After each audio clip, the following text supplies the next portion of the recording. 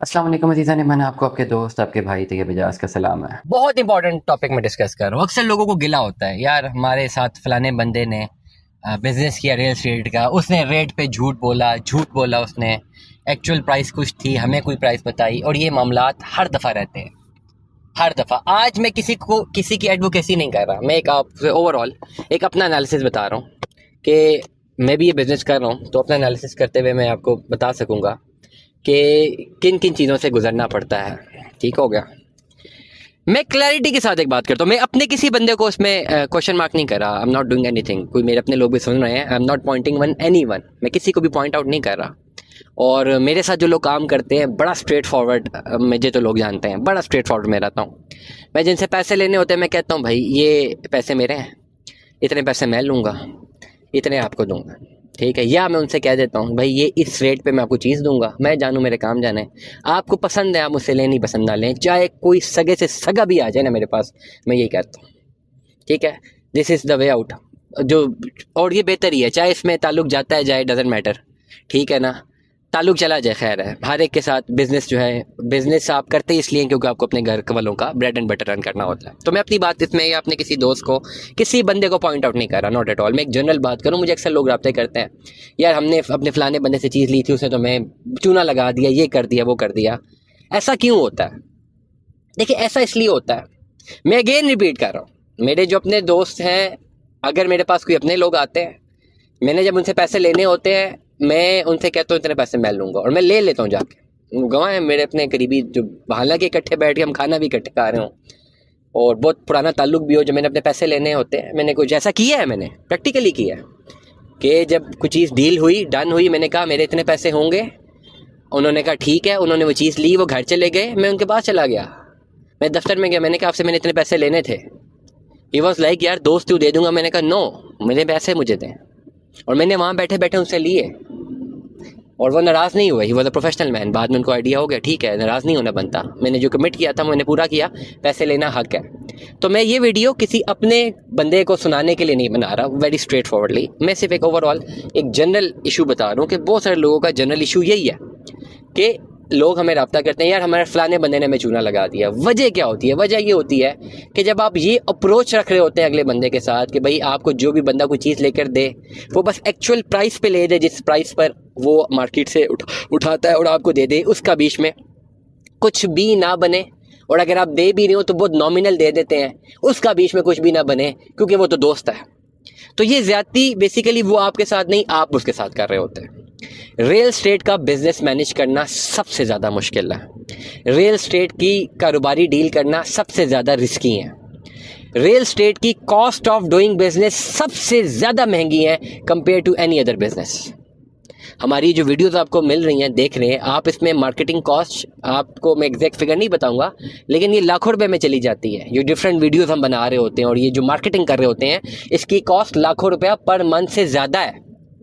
तो ये cost of doing business जब भी इंसान ने करनी होती है, कोई बिजनेस चला रहा होता है, तो कॉस्ट ऑफ डूइंग बिजनेस उसको अपने बिजनेस से ही निकालनी होती है, मजबूरी बन जाती है। तो अक्सर लोग जो ये गिला करते हैं, यार हमें फलाने बंदे ने चूना लगा दिया, बेसिकली उनको चूना लगा ही इसलिए है क्योंकि उन्होंने डील करते वक्त उस बंदे की कॉस्ट ऑफ डूइंग बिजनेस को वैल्यू नहीं किया, उसके काम को रिस्पेक्ट नहीं किया। This is the point. उसको रिस्पेक्ट नहीं किया, उसको कहा ये तुम्हारा काम तो बस फ्री का है, कर लो।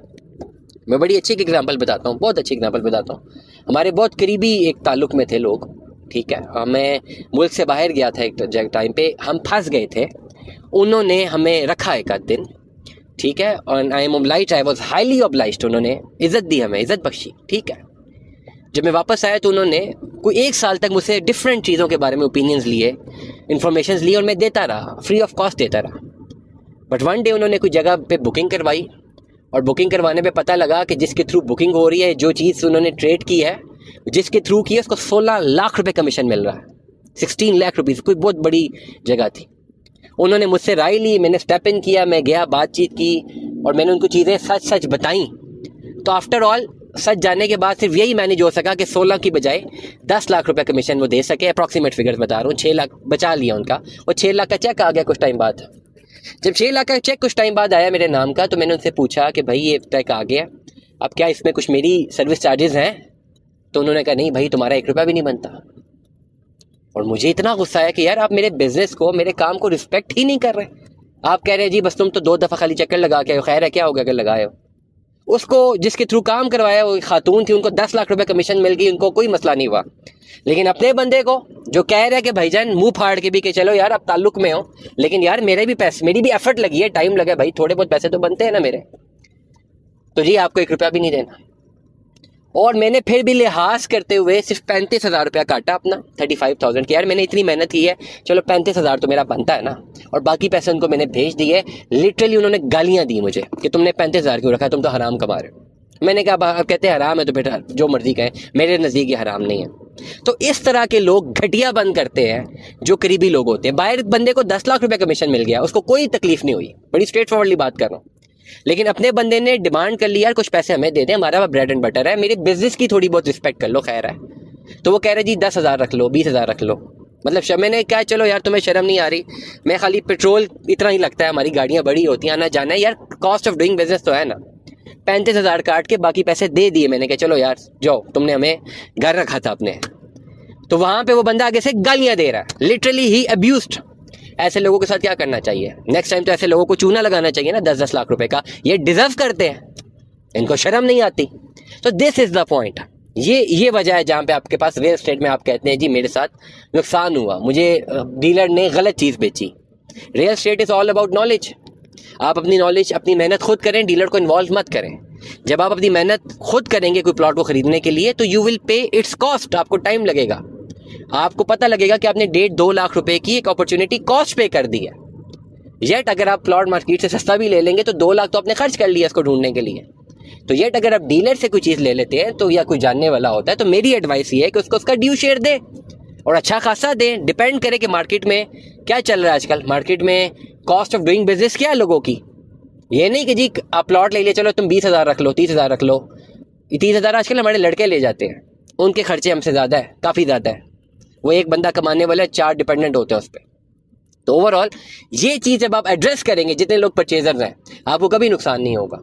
बट जब तक आप ये देखते रहेंगे कि यार बस हमारा तो बंदा है, दोस्त है, ठीक है, बस फ्री हो जाए, मीनवाइल एक टाइम एक आएगा फिर आप ही लोग बोल रहे होते हैं, गालियाँ देंगे उसे कि यार वो बड़ा गलत निकल आया, उसने चूना लगा दिया। बेसिकली चूना उसने नहीं लगाया आपको, आपने उसको चूना लगाया क्योंकि आपने उसका ड्यू शेयर नहीं दिया।